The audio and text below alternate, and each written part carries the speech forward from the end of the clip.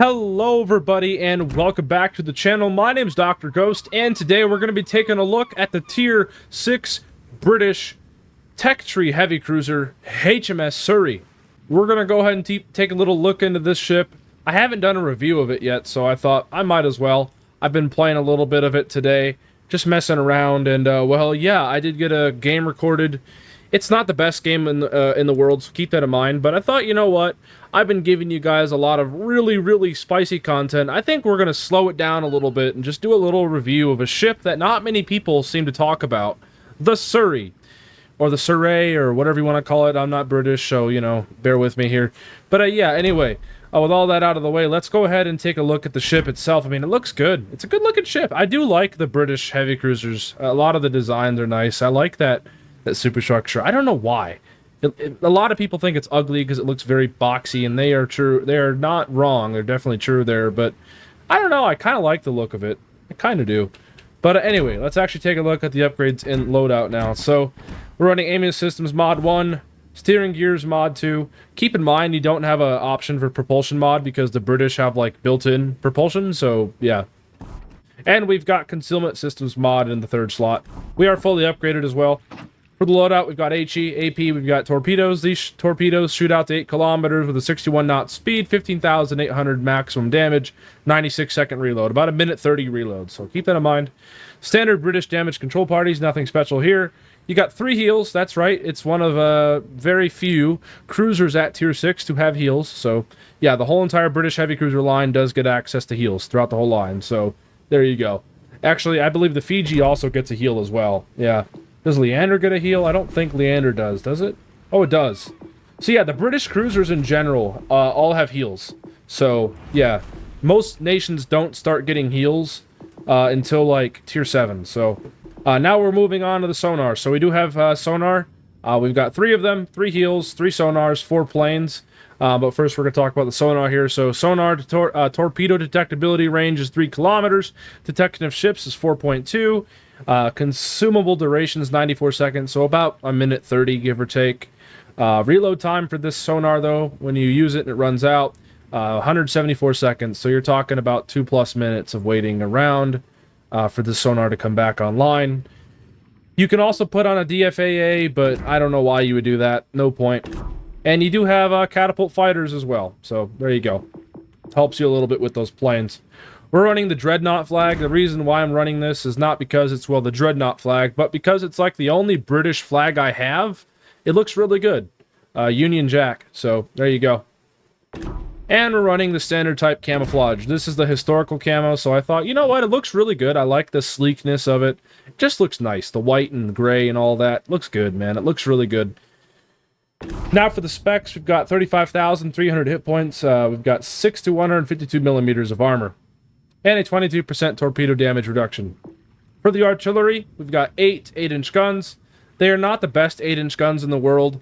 I'll talk about that probably later, but they're just not the greatest. The AP doesn't seem to be improved like the light cruisers are. And the HE is pretty good, but in the game you guys are going to see, it's a pretty mediocre game. It's one of my only games I actually recorded in it, and it's like my average match. You guys are going to quickly see what I'm talking about. There's some other problems too with this ship I'll get into in the armor viewer and whatnot. But you do have a 20% fire chance, so pretty good fire chance. But the AP just doesn't seem to be very good. You really struggle in terms of AP. It's not anywhere near level of American, Russian, and German armor piercing with the increased pen angles and whatnot. So yeah, keep that in mind. You do have torpedoes. We already talked about that in the loadout section, so we're just going to skip that. You do have some AA. You got some 20mm Orlikins, 73 average damage per second with a 2-kilometer firing range. You've got some 40mm Vickers, 2-pounder Mark 7s that shoot out to 2.5 kilometers with a 42 average damage per second. And you got some 40mm Vickers, 2-pounder Mark 8s that shoot out to 2.5 kilometers with a 79 average damage per second. For the maneuverability, 30 knot speed, which is pretty slow for a cruiser. It barely reaches 30 knots, so that is something to keep in mind. This is a pretty slow cruiser. It doesn't feel that slow in battle for some reason, but it really is, actually, in the grand scheme of things. The turning circle in the rudder is pretty average at the tier for cruisers, so just keep that in mind. Now for the concealment, 10.3 kilometers by sea. Detectability range by air is 6.2, 2 guaranteed with a 6.4 kilometer while firing in smoke. So, yeah, concealment's actually pretty good on my build, so there you go. 10.3 for a heavy cruiser is pretty good. And now for the armor. The armor is pretty freaking bad, like most tier 6 cruisers, but this one really does struggle. Anything with big guns are going to smack the shit out of you. Anything with HE is just going to rip you apart. So you really got to be careful in these cruisers. Using island cover, using your maneuverability and speed, which you don't really have in speed, unfortunately. Most cruisers at this tier can go 32 plus knots. This can barely break 30 knots, so that's a genuine problem with this cruiser. Taking away the bow armor, obviously you only got 16 millimeters, so you can only ricochet shells up to about 8 inches, unless they load high explosive. High explosive is going to rip you apart everywhere. There's no part on the ship that high explosive won't pen. I mean, maybe if you're lucky, you might ricochet some shells off your belt there at 27 millimeters, but most people aren't going to hit there. They're just going to hit everywhere around that, and most shells will just pen you if it's HE. So, yeah. And, of course, no, we're not even talking about battleship shells. Pretty much every single battleship you see can overmatch you. Doesn't matter what shell it has. Now, taking away all that, taking a look at the Citadel. The Citadel is further back on the ship, towards where the smokestacks are, and near the back guns. Kind of goes all the way back there. Pretty exposed Citadel, but it's not anything gigantic, so it is kind of small. So what I find in Surrey is I find that I don't get Citadel as much, but what ends up happening is I actually just get penned a lot. I don't get Citadel a lot, I get penned a lot. It doesn't have a huge Citadel, so that is definitely something nice. I'm glad Wargaming didn't decide to give it a huge Citadel, like on, for example, the Minotaur. I mean, you take a look at the Minotaur Citadel, I mean, it covers the whole ship, as you guys can see. And then you take a look at, for example, like the Surrey we were just looking at, the Citadel is a lot more forgiving, it's a lot more smaller, so you won't be taking Citadels as much, unless they aim a little further back and hit you under your smokestacks. Then, well, it's fair game. You do have a raised Citadel, so you gotta be careful. And now for the overview. This ship did actually exist. There was one of them made and entered service in 1929. The epitome of design for Royal Navy cruisers of the 1920s. Like her predecessors, Surrey's main battery consisted of 8 203mm guns placed in turret mounts, mounted in a superfiring position. Superfiring meaning the guns can shoot over one another. The advantage that this project boasted was her armor protection. In real life, she may have had decent armor, but in this game, nope. Which perfectly matched the power of the cruiser's main battery guns. So, she entered service in 1929, one ship in the series. Wargaming says that she has sequential launching torpedoes. True. She's hidden. Pretty true, actually. We covered that in the specs. Pretty good concealment. And superior HE damage. Pretty true. It is HE, British HE at the end of the day, so it's going to be doing some things. But other than that, the guns are pretty mediocre.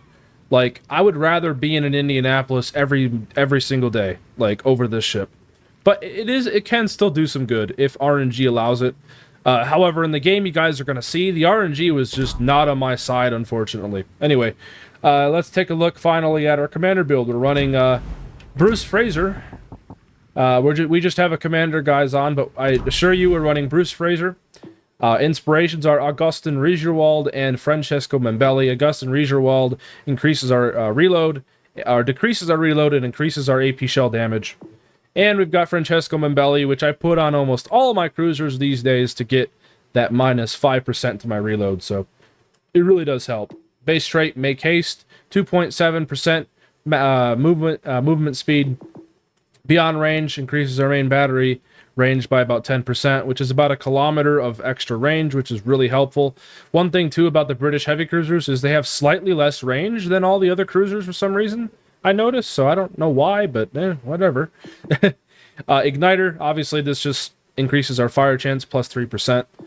Punch through, this increases our AP shell damage and our cruiser's penetration multiplier. I'm probably going to swap over to Velocious for these heavy cruisers because the AP is pretty mediocre for the heavy cruisers anyway, but usually when I'm playing British cruisers, British light cruisers in general, British light cruisers are absolutely disgusting with their improved pen.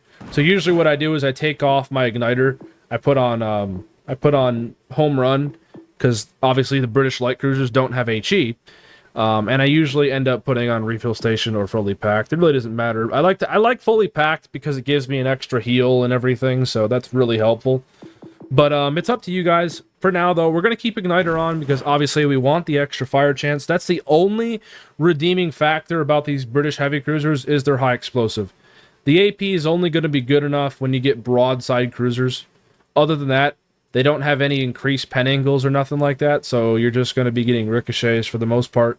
So, yeah. And anyway, he's a legendary 3 rank 15 captain, and nonetheless, I'm going to bring you guys over to the gameplay portion of today's video. Hope you all do enjoy it. Alrighty, so here we are in HMS Surrey. Like I said earlier, that this is going to be a pretty mediocre game, so don't be expecting anything spectacular in this match here. This is just one of my average games that I get playing this ship. Unfortunately, one of my below average games. And one thing, too, to keep in mind is not every single game that I play is going to be a barn burner. I'm a player just like all of you guys as well. I'm going to have games where I don't do exactly the best, unfortunately. So keep that in mind, okay? Keep that in mind. But we do our best in this game. I think this game does show off a little bit of what this thing is capable of. We actually did get a few salvos off with the high explosive. Didn't get a whole lot of results, so we're switching over to the AP because we got a broadside we got a broadside DeGrasse, and he should get absolutely obliterated. And unfortunately, he backs up, so he dodges most of our shells. But we still do have our guns loading, so we're going to be able to hopefully get some more shots downrange like we're doing. And, well, yeah, there's a double Citadel. So, we were talking about how the AP is pretty mediocre, which it is, until cruisers decide to go flat broadside for the most part. Well, then, it's just easy mode for these 8-inch guns. So, yeah, as you guys can see, though, I mean, look how much health we're losing. We are getting absolutely ripped apart by both of these cruisers. This Shores here with his 12 152mm guns, and this DeGrasse with his 9 152mm guns. That's a lot of firepower, and these guys are absolutely just focusing me down, and it's not fun. So I'm kiting away right now, trying to get some distance to discourage them from shooting me, so that way maybe they start shooting my own freaking teammates that are right here instead of me the whole game. So that'd be really nice. But yeah, we're up to 20,000 damage, nothing too spectacular. Now, if I was in an American heavy cruiser here, those cruisers would have been dead probably earlier. Like, seriously, they probably would have been dead much sooner. But, you know, shit happens. Shit happens. So, nonetheless, our battleship Hyuga did take out that DeGrasse, so that's good. At least we've got our teammates here to help. But as you guys can see, look at the top of the leaderboard here. We got only 1 cap, and the enemy has 3 caps. So we really need to catch up on points here. Well, technically we're ahead on points, but that's not going to last very long when the enemy team has 3 fucking caps. So our team really needs to pull their shit together. As you guys can see, I mean, look at the minimap. Look where all these guys are at. Pretty freaking sad. So people really need to be a little bit more aggressive because we're going to lose this game. I can't be aggressive. You guys got to remember, I'm basically a cruiser with no armor. I need my battleships or my destroyers or someone to move up and get some spotting, get those caps, because otherwise we're just going to lose this game. The enemy team is going to catch up on points here. Now, there's a destroyer in this smoke screen. I'm trying to do some cheeky blind fire shots because, well, it's a DD, it needs to die. But unfortunately, it's just not going to happen. DD's just, well, paying attention. He's probably backing up or whatnot, or just sitting still, and all my shells are going around him, so I don't know. Shit happens, but nonetheless, we take a shot at this Leon here because he's spotted. And that's 8 high explosive rounds, 8-inch high explosive rounds inbound, and, well, we actually get a fire, so there we go. 20% fire chance pulling off here, question mark? Seems like it. So then we got a broadside Maya out here, but unfortunately I don't have AP loaded. And then this Z-35 gets spotted, so we're switching targets over to him because we need to take shots at destroyers whenever we have the opportunity to. Destroyers are a huge threat for any team, so we really need to get those things off the board. So we take a shot at 11 kilometers. All 8 of our 8-inch guns are out there, and we do get a hit with a fire. So there you go. Another fire, 27,000 damage. We get another shot off, but unfortunately, that Z-35 is going to speed up, get around that island, and those shells are going to all land behind him. So there you go. Now, we're turning our attention back over towards the Leon. He did DC. He did damage con my single fire, so we're going to see if we can't get a perma fire on him. That's 8 more. 8-inch guns going down range, and I'm hoping that we get a fire with some of these high explosive rounds. However, it's just not happening. But as you guys can see, the damage with these high explosive rounds is very good. We are absolutely penning the crap out of this Leon. Although we're not getting the RNG to get fires, we are still getting a lot of damage. Unfortunately, though, some of our shells hit his turret, maybe his torpedo protection there on that second shot, so a lot of them do ricochet, and not ricochet, but shatter and whatnot, so there you go. And as you guys can see, the team is starting to completely fumble. Nothing we can really do about it. The team is just bleh, just bleh. They're just all throwing their ships away, unfortunately. So, yeah, and then finally we get a fire. Finally, we get a fire. Leon takes a shot at us and hits us with a couple shells. Fortunately for us, we get a little lucky there, and we actually don't get citadeled. So we just take a couple hits there, nothing too bad. So we're able to still sail away, kite away, and yeah, dish out some more guns. Now we do send our torpedoes through that gap because it looks like the destroyer is backtracking towards the Maya. So we're gonna send torpedoes through that gap. Who knows? We might actually catch somebody with them. Wink, wink. But yeah, now Leon did put out our fire, that single fire that we actually got on him. So what I would like to do is try to get a fire on him, but I'm still cautious about opening up here because, like, it's dangerous. But then I got the island here between me and that Maya, so I just take a pot shot off at that Leon to test out the armor piercing. And unfortunately, just nothing. No results. If I was in any other cruiser there, if I was in a Fiji, if I was in an American cruiser, if I was even in, like, a freaking Russian cruiser, yeah, those AP shells would have penned. Like, no ifs, ands, or buts about it. And notice that I got a torpedo hit. I actually hit one of those torpedoes on somebody. I don't know if it was the destroyer. I don't know if it was the Maya. But I hit a torpedo. So, I mean, hey, I will freaking take it. Now, Leon is spotted. Once again, we swap over to the high explosive because, well, the AP is just letting me down currently. And, well, we do get a fire on that Leon. So, there you go. Gotta love it. And the Maya is, well, pretty close, so we swap over to armor piercing. We did get a fire on that Maya, but we're going to switch over to the armor piercing here because he is showing a lot of angle, a lot of broadside, so we're going to hopefully be able to absolutely rake him. That's a pretty good angle there, I would think. But no, unfortunately, it's British, so we don't get shit. If I was in an American heavy cruiser there, I would have been able to absolutely citadel him at that angle. Even at the angle he's showing now. American armor piercing has increased pen angles, you gotta understand. And, well, even the Russians, too, have that. And that Maya should have been absolutely raked. There's no ifs, ands, or buts about it. Unfortunately, it just wasn't meant to be. Well, yeah, that's the Surrey. I don't know, man. The guns are just not good. The guns aren't that special. I mean, if I was in an American heavy cruiser in that kind of position, that Maya would have gotten absolutely obliterated because American pen angles. The British AP on the Surrey is just not that good. So yeah, so far, Surrey's cool. I mean, 8-inch guns. It's like a hipper, like in terms of gun layout. 4 in the front, 4 in the back, 8-inch guns. But would I say it's like anything special? No. I mean, you got a high fire chance, but, like, in that battle, RNG was not on my side, unfortunately, so I did not accomplish a whole lot. But, yeah, nonetheless, I think I'm going to use that as the video. I hope you all did enjoy it. If you guys did, be sure to go down there and hit that like button, hit that subscribe button. We're getting super close to our next milestone. That's the Surrey.